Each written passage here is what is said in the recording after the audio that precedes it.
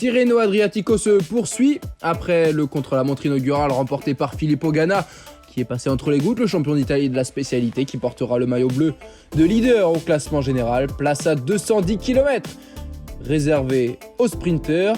Il y aura la montée de Castellina Martina pour attribuer des points au classement de la montagne.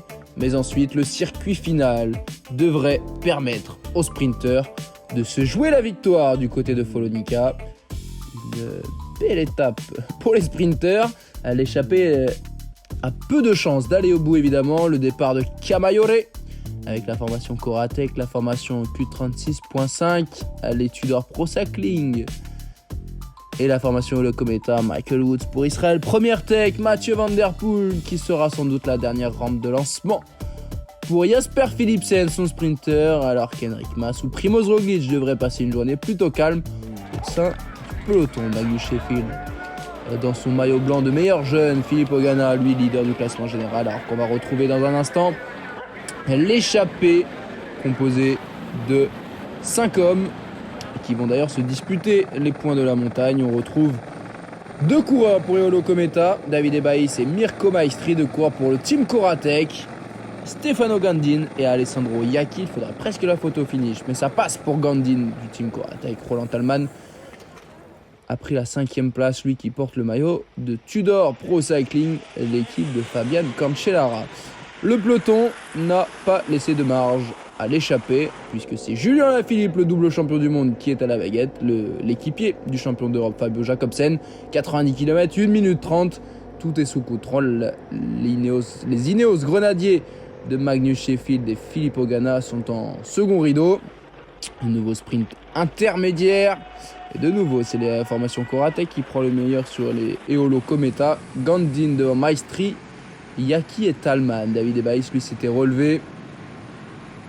Les magnifiques paysages de ce Tirreno Adriatico, c'est quand même mieux avec le soleil, hein, après une journée vraiment catastrophique d'un point de vue météorologique. Sur le chrono, moins de 20 km, le trio est repris. Les sprinters vont pouvoir se mettre en place. Wout van Aert ne va pas jouer sa carte aujourd'hui. Déjà hier, il a fait le chrono en dedans. Le Belge de la Jumbo-Visma qui replace ses leaders aux côtés de Julien Alaphilippe. La formation Soudal Quick-Step très bien placée alors que ça chute à l'arrière.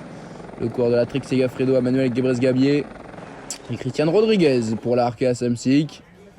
Petit instant avec un petit peu moins de vigilance alors que le sprint est lancé. On est à 500 mètres. C'est Mathieu Van Der Poel qui tire le peloton avec Mike Tennyson dans la roue. Et Binyam Girmay et Jasper Philipsen sont un petit peu plus loin. Et on voit Fernando Gaviria qui lance le sprint à 200 mètres. Fernando Gaviria, le Colombien de la Movistar, qui a sans doute surpris son monde. Il a créé le trou avec Jasper Philipsen, Dylan Groenewegen.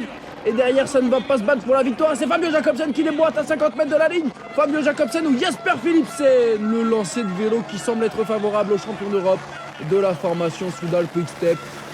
Quelle finale! C'était une belle passe d'armes entre Gaviria qui a lancé de loin, Jacobsen qui montre encore une fois qu'il est probablement parmi le top 3 des meilleurs sprinteurs du monde. Et en ce moment, entre Tim Merlier qui s'est imposé sur Paris-Nice et Fabio Jacobsen sur les routes de Tirreno, la formation Soudal Quick-Step de Patrick Lefebvre qui peut être ravi. Ouais, il n'a pas fallu de beaucoup devant Philipsen et Gaviria qui ose, qui tente un petit peu des choses. On voit Binyam Girmay, regardez la photo finish. Ah ouais, il y a un quart de roue, même pas. Et Fernando Gaviria, Binyam Girmay prend la 4e place devant Molano, Baos et Groenewegen seulement 7e. Consoni, mais où c'est Nasser Boigny qui prend la 10e place de l'étape. Nasser Boigny, le français de la formation Arkea Samsic, qui retrouve le haut du classement au niveau World Tour. Au classement général, Ganna 28 secondes d'avance sur Kamna, 31 sur Sheffield. Et le suite du classement n'a guère évolué en termes de chrono.